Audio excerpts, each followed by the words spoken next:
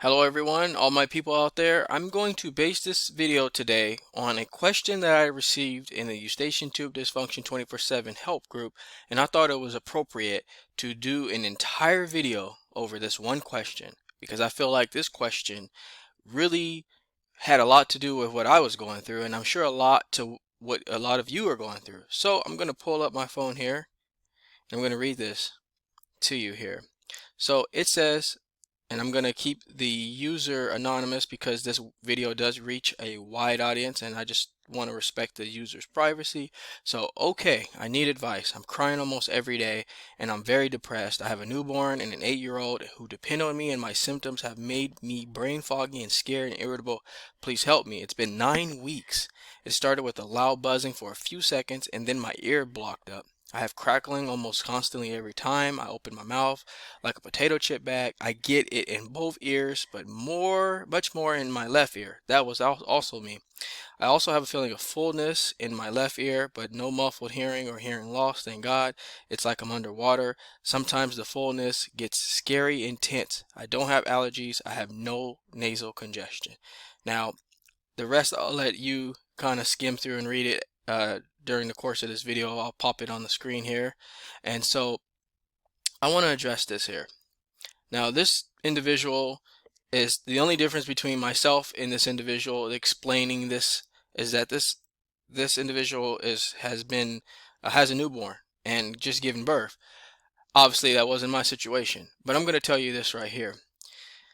There is a lot of gray area when it comes to this condition, meaning that a lot of the providers out there tend to always go the route of allergies, and I've stated this probably in about 20 to 30 videos on this channel, because I feel like there is just so much confusion and there's not a lot of research or effort being done about it. And the reason why I'm making this video for this user as well, not just for this particular individual but everyone, is because you're going to have this problem and you're going to go in and really not get the information that you deserve back.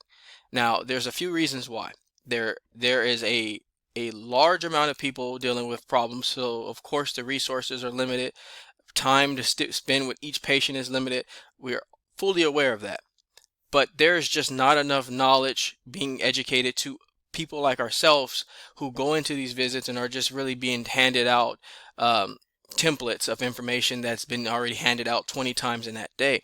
Each one of us is a particular case, and that case is usually, and I'll say this, usually not a problem with allergies. And the reason why I'm saying this is because, like this person here, I had all of the same conditions. I had the problem in my left ear, crackling sounds, issues with this weird sensations, just feeling overwhelmed. Now, if you were reading along here, you can see that this individual is starting to become a little desperate and depressed, and this was me as well. So that's why my heart goes out to all of you out there who are dealing with this problem and are getting really nowhere with it, and you feel maybe that you're the only one dealing with it, or the only one that has to deal with it. And most of the time you are. When you enter these groups, you feel a sense of comfort because you realize, okay, I'm finally not by myself. Chances are, if you're dealing with this problem of Eustachian tube dysfunction or tinnitus or TMJ, you probably don't know someone directly within arm's reach that's dealing with it as well. Like if I go down the street and find 10 people who have anxiety, I bet you I'll probably find 7 of them they say they do. So this is why I devoted most of my channel to these particular problems, because I feel like there's a need here. We all have access to help with anxiety. We all have access to, well, I should say the majority of us can find access to it with help with anxiety, depression. But to find resources with this condition, problems in the ear here, is very, very scarce. Now, what this individual is facing is something that is probably derived by a few other things in the body that's going haywire here. One of those particular things is I'm going to focus my attention on the jaw. No one told me this. The jaw and the neck has a tremendous impact on how your ear health is and how your ears are currently feeling. Reason being, if you come down with a cold and you start to develop fullness and congestion, fine. You get rid of the cold and you start to feel a little bit better. But the thing about it is, after you get rid of that cold, over time of having problems in the neck, problems with the jaw, maybe you're clenching, maybe you have a wisdom tooth that's back here starting to impact that area there where that eustachian tube is. There's a lot of reasons, but I can tell you right now, when I went in complaining about my ear, none of these reasons were brought up. The jaw was never brought up. Poor posture was never brought up. These are the two biggest ones. There is something called a masseter muscle. Now, I want all of you to look it up. Masseter muscle. It's located right in the region of your jaw here. It's one of the biggest muscles, the strongest muscles, I should say, not biggest, strongest muscles of the body. When this muscle gets tense, and meaning that it's not flimsy anymore, when it starts to become really, really, really tight, it sends signals. You heard that right. It sends signals through the neck, sends signals through the brain, and it sends this anxiety through the body, and this depression you start to develop. Not completely directed to the muscle, but just overall, when this starts to get tight, you're going to start feeling the crackling. You're going to start feeling what the individual described as potato chips crunching, that sound in the ear.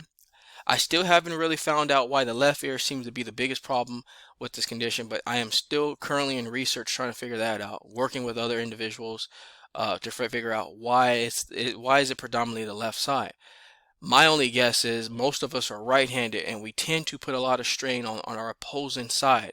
So like if we're right-handed, we tend to put a little bit of strain on the left side of our body, which is in our neck. We might sleep on the side opposite of of what the ear is causing the problem. So that one is still under research, and I'm not entirely sure yet why it's predominantly the left ear, but mine was the left ear. But what I wanted to tell you in this video here is I don't want all of you to get sidetracked and think that it's really truly just your ear. It's not just the ear. It's not the ear anymore. It's other areas of the body. It's the jaw, it's the neck, it's the shoulders. It could be possibly the posture, the back, the way you're holding your body up. Are you holding your body like this, or are you holding your body like this? Are you clenching at night? Are you grinding your teeth? Are you overusing your neck muscles? Are you sleeping bad? There's so many things I can throw out at everybody, and they'll say, wow, this has nothing to do with my ear, does it? And you won't know that until you talk to someone that tells you. Stop focusing on the ear. Focus on what is around the ear. Teeth, jaw, muscles around the ear. There's something called a tensor tympani muscle. It's located deep inside your ear, near the middle ear. These are all muscles that have to be working together simultaneously for this thing to go away. And when you go into a visit, you just hear this. Have you had any dairy? Have you had any injury? Has there been any problems in your history of allergies, and is there anything with that? And you don't really know how to answer. You say, well, I don't know, maybe. And so you go the allergy route, and I can tell you, if you go the allergy route, you're gonna be looking for a long time. Start looking on the physical spectrum, the muscles. Start with the muscles, start with the jaw. I could tell you right now, for this individual that's watching this video, that's asking this question, excuse me, start focusing on the jaw, focus on your posture.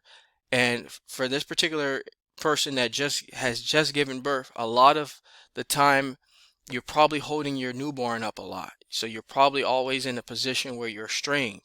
Going like this, you might even be breastfeeding. So there's a lot of things that you're putting a lot of tension on your spine, on your neck.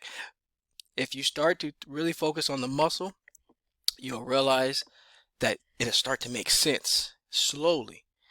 And over time, something will click and you'll get it. You'll say, wait a minute, it's all of these things that was not my ear.